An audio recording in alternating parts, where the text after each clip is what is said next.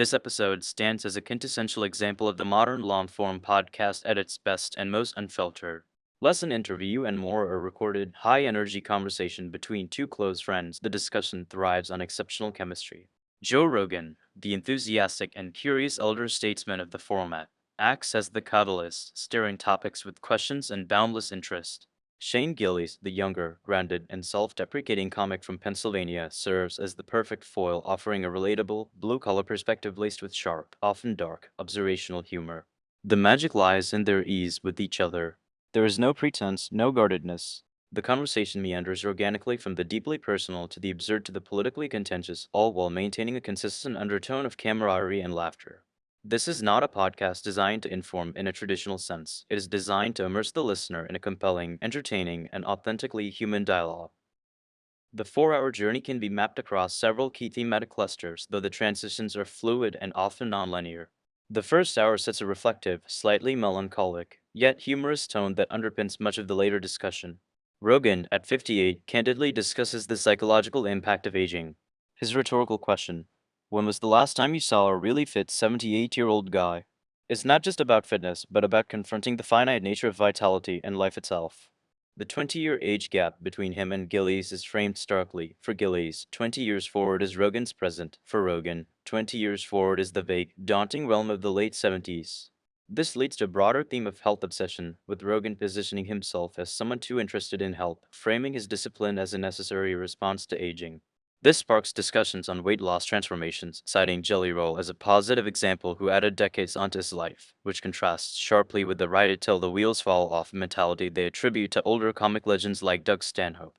A significant and memorable deep dive from this segment is their discussion of sleep apnea, which becomes a comedy of terror. Both share their experiences, but Rogan's stories are particularly vivid. His personal struggle with CPAP machines, his use of a mouthpiece, and the visceral description of the condition this big ass tongue falls over that hole and you just slip into darkness. The standout anecdote is Rogan's plain story, a classic tale where, on a long flight, he observes a severely overweight young man choking in his sleep. After waking him, Rogan delivers an impromptu, heartfelt intervention.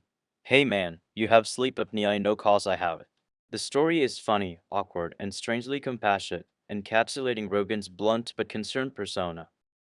Interspersed throughout the runtime are war stories from the comedy underground, providing texture and backstory to both men's careers. Gillies shines in recounting painfully awkward encounters with comedy idols. Key stories include his cringeworthy approach to Kurt Metzger after a special, only to be dismissed with "I don't fucking know, dude," his blundering comment to Norm Macdonald and David Tell about how they sound just the same as on their podcasts, and the epic tale of the desperate, awkward emails he sent to Bert Kreischer as a young comic, emails Bert would read back to him verbatim a decade later. These stories are more than just laughs, they function as oral history, preserving the lore of the comedy club grind. They also express deep admiration for the rugged, uncompromising characters of the comedy world, celebrating Doug Stanhope for his authentic, self-destructive lifestyle and unparalleled crowd work, David Tell as the quintessential comics comic, and Kurt Metzger as a looming encyclopedia of conspiracies. A major segment of the podcast delves into the combat sports universe, a domain where Rogan's expertise and passion meet Gillies' fan enthusiasm. They spend considerable time dissecting the upcoming Jake Paul vs.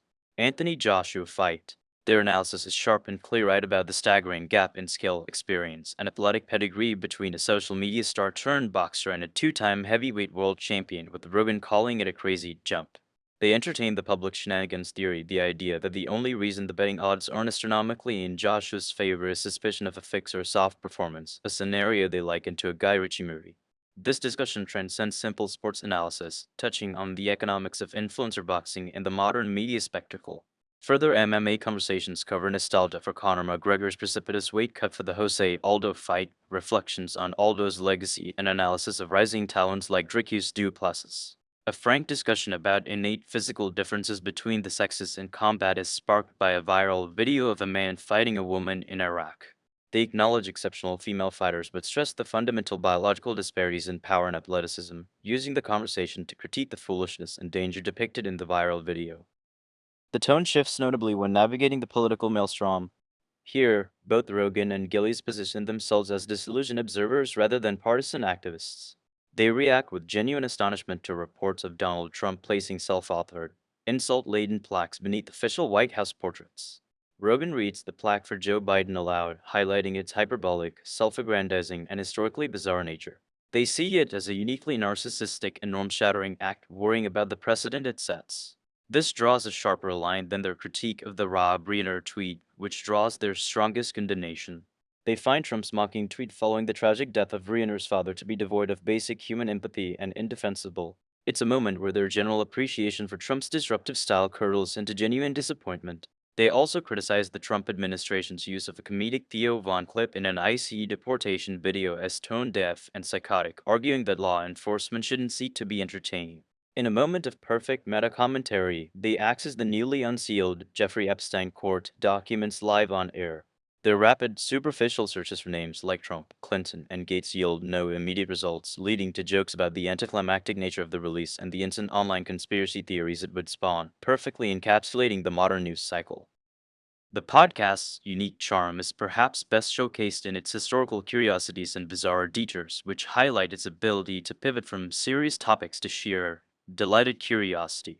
A fanboy deep dive into the eccentricities of the American Civil War focuses on the Zouave soldiers who fought in flamboyant, North African inspired uniforms. They read an exaggerated contemporary description of Zouave's impossible feats, reveling in the absurdity and romance of historical militaria.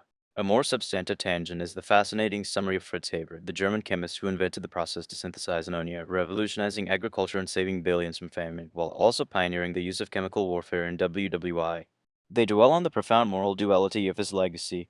Then, in a quintessential Jerry pivot, what begins as a joke about the infamous dolphin house experiment evolves into surprisingly detailed discussion of dolphin reproductive strategies, including infanticide and female promiscuity as evolutionary survival tactics. It's a hilarious and darkly educational segment that few other shows would follow so earnestly. The strengths of this episode are foundational. The unmatched chemistry between Rogan and Gillies is its bedrock, allowing for vulnerability, honesty, and a seamless, entertaining flow that never feels forced. This authentic vulnerability, sharing embarrassing stories, fears about aging, and moral confusions fosters a powerful connection with the listener. The pacing and variety expertly manage the marathon runtime. Just as one topic reaches a natural conclusion or becomes too heavy, they pivot, often with a joke, to something entirely different, keeping the energy perpetually fresh. Shane Gillis proves himself to be a perfect guest, not just a comedian promoting something, but a conversational equal whose humor is complementary, whose perspectives are distinct, and whose storytelling is top tier. Furthermore, the episode inadvertently acts as a cultural time capsule, capturing a specific moment of post 2020 election fatigue, the circus of influencer culture, and a pervasive, darkly comic anxiety about the state of the world. However, critiques and considerations are inherent to this format. The podcast's greatest strength, its breadth, is also a weakness for those seeking expertise. Complex issues are engaged with earnestly, but briefly, sparking interest without providing resolution. The consistent use of crude, sexual, and irreverent humor is central to the host's dynamic but serves as a firm barrier for listeners who find the style offensive or juvenile. Their political commentary, while critical of specific actions, often rests on a platform of generalized disillusionment with the system and both sides, which can feel intellectually unsatisfying to those seeking a more pointed ideological critique. Finally, the factual ephemerality of the format is worth noting. While they often fact check in real time, the conversation prioritizes flow over rigorous verification, meaning listeners should treat it as a starting point for inquiry, not a final source. Notable moments define the listen. Rogan's sleep apnea intervention on the plane is a perfect microcosm of his persona, awkward, direct, and oddly caring. Gillies' Kurt Metzger story is the pinnacle of young comic cringe, delivered with perfect self-deprecating timing. The live reading of Trump's Biden plaque is a surreal audio moment where the absurdity of modern politics is rendered palpable. The Dolphin House detour is a testament to the podcast's willingness to follow weirdness down the rabbit hole, and the live Epstein file search is a moment of brilliant, unintentional metatheater about the nature of conspiracy and online culture. In conclusion, this episode is not for listeners seeking a structured interview, politically correct discourse, deep academic expertise, or short, digestible content. It is, however, highly recommended for listeners who enjoy masterful, long form conversation as an art form, dark, observational, and blue collar humor, insider perspectives on comedy and combat sports, and meandering discussions that blend the personal, political, and profoundly silly. It represents a peak for the conversational podcast format. The synergy between Rogan and Gillies is exceptional, transforming a 4 hour runtime into a compelling, laugh filled, and surprisingly reflective journey. While its scattershot approach and edgy tone won't appeal to everyone, for its target audience, it is a standout, real estimable example of why the Joe Rogan Experience became a cultural phenomenon.